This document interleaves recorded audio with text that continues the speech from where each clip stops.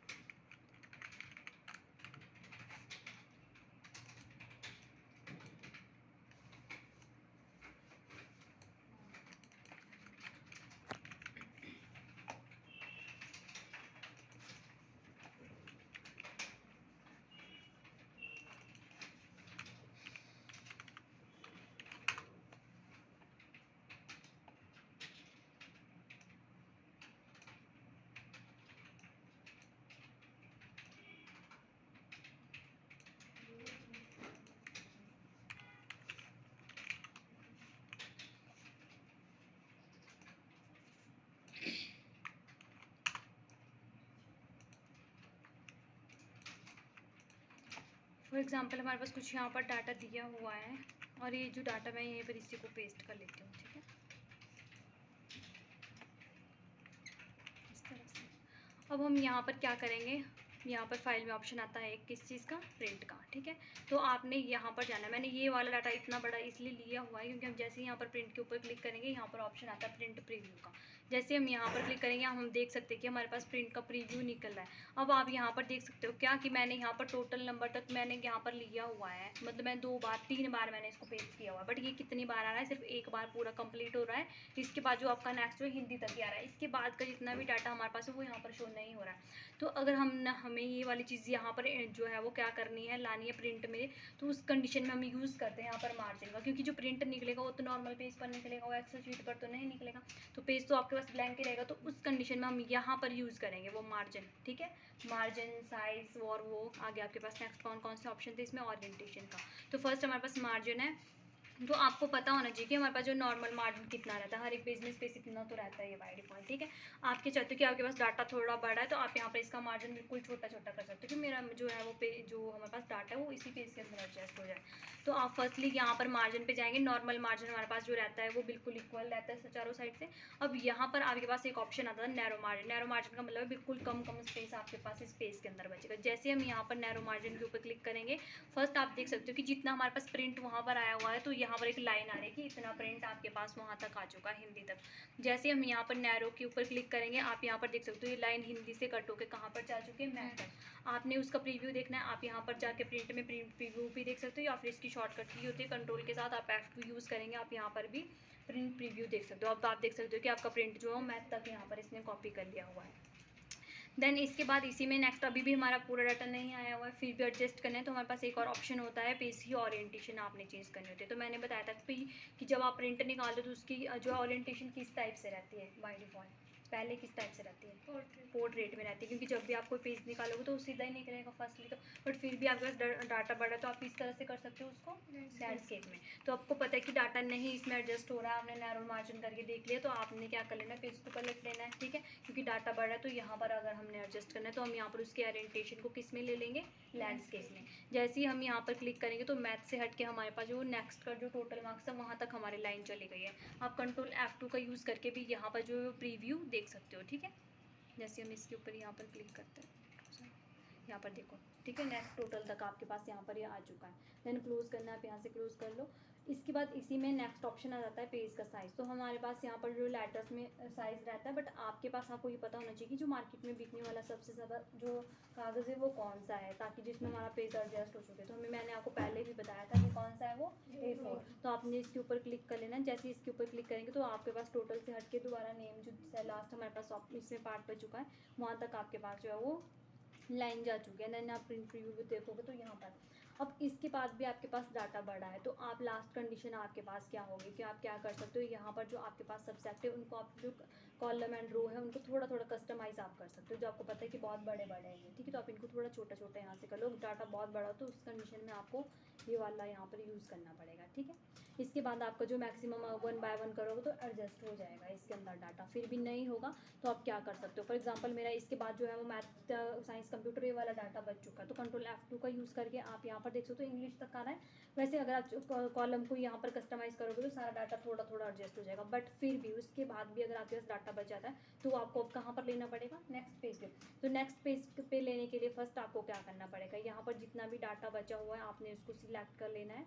And then यहाँ पर option आता है सेट प्रिंट एरिया के ऊपर आपने क्लिक करना है। यहाँ पर ऑप्शन आता है प्रिंट एरिया में ही सेट प्रिंट एरिया, इसके ऊपर क्लिक करेंगे। अब आपने क्या करना है, एक पेज का प्रिंट निकालने के बाद आप जैसे Ctrl+F2 का यूज़ करेंगे, जो बाकी का बचा हुआ डाटा है वो आपके पास जो है पेज नंबर 2 पे शो हो जाएगा। क्लियर? तो इस अकॉर्डिंग आप इसमें भी डाटा को निकाल सकते हो। क्लियर है? इसके बाद अगर आपने इसको क्लियर करना है, वही वाला देखना है, तो क्लियर प्रिंट एरिया के ऊपर क्लिक करेंगे तो दोबारा आपके पास जो आपने पहले एडजस्ट किया हुआ डाटा था वही आपके पास जो है वो शो होगा, ठीक है।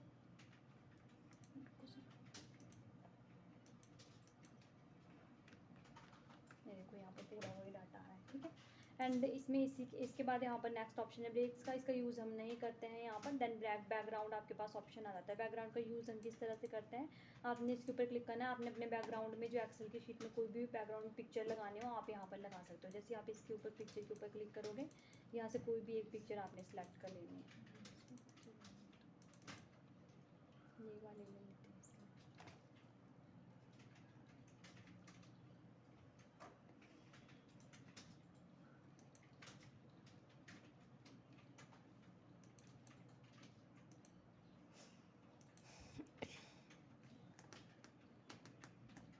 नहीं लग रही, उधर सिस्टम में देख लेना, इसमें इसकी पिक्चर्स ही नहीं है आपके पास, ठीक है। अगर आपने हटानी है तो आप यहाँ से डिलीट बैकग्राउंड के ऊपर क्लिक करोगे, यहाँ पर यूज़ करके देख लो आप, ठीक है। इसमें होगी इस वाले सिस्टम पे, निकाल लो ज़रा। एंड देन इसके बाद इसी में नेक्स्ट ऑप्शन आ जाता है आपके पास। देखो यहाँ पर इस तरह से करो ना, यहाँ पर पेज लेआउट में बैकग्राउंड का ऑप्शन आ जाता है। यहाँ पर आपके पास पिक्चर पे आपने जाना है, यहाँ पर देखो पिक्चर्स दी हुई है, ठीक है। आपने जो भी पिक्चर इसके बैकग्राउंड में लगानी है आप क्लिक करो उस पिक्चर के ऊपर एंड इंसर्ट करोगे तो पूरे बैकग्राउंड में आपके पास इस तरह से पिक्चर लग जाएगी। क्लियर? तो इस वाले सिस्टम पे पिक्चर नहीं है तभी नहीं लग रही है आपके पास यहाँ पर। देन इसके बाद नेक्स्ट ऑप्शन आ जाता है प्रिंट टाइटल का। अब देखो प्रिंट टाइटल का यूज़ हम किस तरह से करते हैं, आप जैसे ही यहाँ पर Ctrl+F2 का यूज़ करेंगे, यहाँ पर आपको हेडर एंड फुटर बताया था ना, हेडर एंड फुटर का यूज़ करना। तो यहाँ पर शो हो रहा है आपको, कहीं नहीं हो रहा है। अब जब वो शो कब होगा, जब हम यहाँ पर लगाएंगे उसको तभी शो होगा ना। तो हमें यहाँ पर जो है हेडर एंड फुटर का यूज़ करना है, तो प्रिंट टाइटल में जाएंगे, यहाँ पर ऑप्शन आ जाता है हेडर एंड फुटर का, आपने इसके ऊपर क्लिक कर लेना है। यहाँ पर ऑप्शन आता है हेडर में आपने क्या लिखना है। तो फॉर एग्जांपल मैंने हेडर में जो हेडिंग देनी है पेज नंबर की, एंड देन फुटर में मैंने हेडिंग देनी है यहाँ पर शीट नंबर 1, कुछ भी आप दे सकते हो अपनी मर्जी के अकॉर्डिंग, ठीक है। आप यहाँ से भी डायरेक्ट प्रीव्यू चेक कर सकते हो या फिर सिंपल ओके करेंगे तो आप यहाँ पर जो है वो, अब देखो हमने हेडर एंड फुटर का यूज़ करा था, आपको एक्सेल सीट में कहीं नज़र आ रहा है हेडर एंड फुटर? नहीं आ रहा है, ठीक है। अगर आप यहाँ पर Ctrl+F2 का यूज़ के प्रीव्यू देखोगे तो आपको यहाँ पर जो हेडर भी शो हो रहा है, दैन हमने फुटर में जो लगाया था वो शो हो रहा है, तो आप वहाँ से यूज़ कर सकते हो हेडर एंड फुटर का। क्लियर? तो आपने यहाँ तक जो है इसको बिल्कुल कंप्लीट कर लेना है। क्लियर? चलो इसको भी करवाए देती हूँ मैं आगे नेक्स्ट। अब देखो इसमें इसके बाद क्या है आपके पास, हम कोई नया पेज ले लेते हैं। इसमें जिन पूरा हमारे पास डाटा दिया हुआ है, इसी को मैं यहाँ पर नई शीट में पेस्ट कर लेती हूँ, ठीक है। अब आप Ctrl+F2 के ऊपर क्लिक करेंगे, मैंने नया पेज लिया हुआ है। तो देखो अभी भी हमारे पास डाटा क्या आ रहा है, बिल्कुल स्मॉल आ रहा है, छोटा सा डाटा आ रहा है हमारे पास। क्या हो रहा है यहाँ पर, देखो हमारे पास जो डाटा आ रहा है वो कहाँ तक आ रहा है, अभी हिंदी तक ही आ रहा है। क्लियर? अब हमने यहाँ पर एडजस्ट करना है इस डाटा को। तो एक ऑप्शन मैंने आपको ये मार्जिन का यूज़ मैंने इसलिए बताया था कि ताकि आपको क्या लगे, पता लगे कि क्यों हम मार्जिन का यूज़ करते हैं, ओरिएंटेशन का यूज़ किस तरह से करते हैं, साइज़ का यूज़ किस तरह से करते हैं। एंड प्रिंट एरिया, आप बाहर चले जाओ, या तो हंसी लो पहले।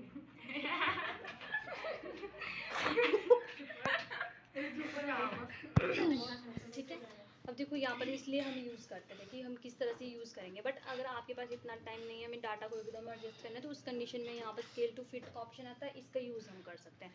तो हमने यहाँ पर जो है वो विड्थ पे जाना है। विड्थ में आपके पास ऑटोमेटिक ऑप्शन आ रहा है, आपने यहाँ से चूज़ कर लेना है कि आपने जो है वो डाटा को, इसकी विड्थ को कहाँ पर सेट करना है, कौन से पेज पर सेट करना है। तो हमने जो पेज लिया हुआ पेज नंबर 1 पर ही हमने इसको सेट करना है, तो पेज नंबर 1 के ऊपर क्लिक कर देंगे, तो इसकी जितनी भी विड्थ होगी वो यहाँ पर पेज नंबर 1 पर ही सेट हो जाएगी। एंड देन हाइट, ये तो थी कि विड्थ में हमारे पास डाटा है, ठीक है। अगर आपके पास हाइट में बहुत नीचे तक डाटा है, तो आप उस कंडीशन में क्या करोगे, यहाँ पर हाइट में जाके यहाँ पर जो है वो पेज नंबर 1 इसकी हाइट को सेट कर दोगे।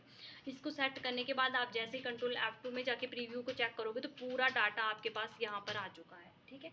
आप यहाँ पर इसको जूम करके देख लो, आप यहाँ पर इसको जूम करके भी देख सकते हो, ठीक है।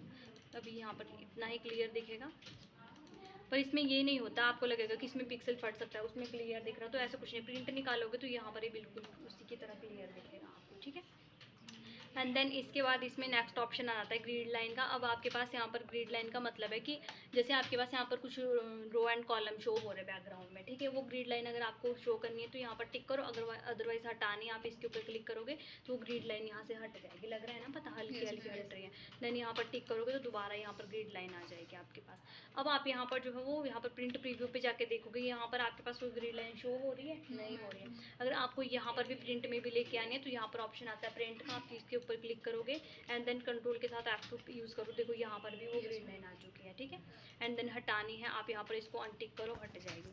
एंड इसी में नेक्स्ट ऑप्शन आ जाता है हेडिंग का। हेडिंग में आपके पास जैसे हेडिंग में शो हो रहा है कॉलम नंबर, जैसे column A, column B, column C, column row हो रही है 1 2 3 शो हो रही है। आपने ये वाले हेडिंग यहाँ से हटानी है, आप इसको अनटिक करो, ये यहाँ से हट जाएगी, ठीक है। दोबारा वापस लानी है, आप देखना चाहते हो यहाँ पर क्लिक करो।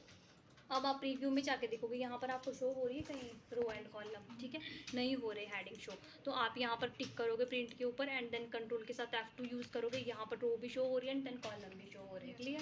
तो इस तरह से आप यहाँ पर जो है इसका यूज़ कर सकते हो। इसके बाद यहाँ पर लास्ट ऑप्शन बच जाता है अरेंज का। ये वाला ऑप्शन आपको ऑलरेडी करवाए हैं, ठीक है, तो हमने खुद यूज़ करना है, करो इनको पेज लेआउट आपका कंप्लीट।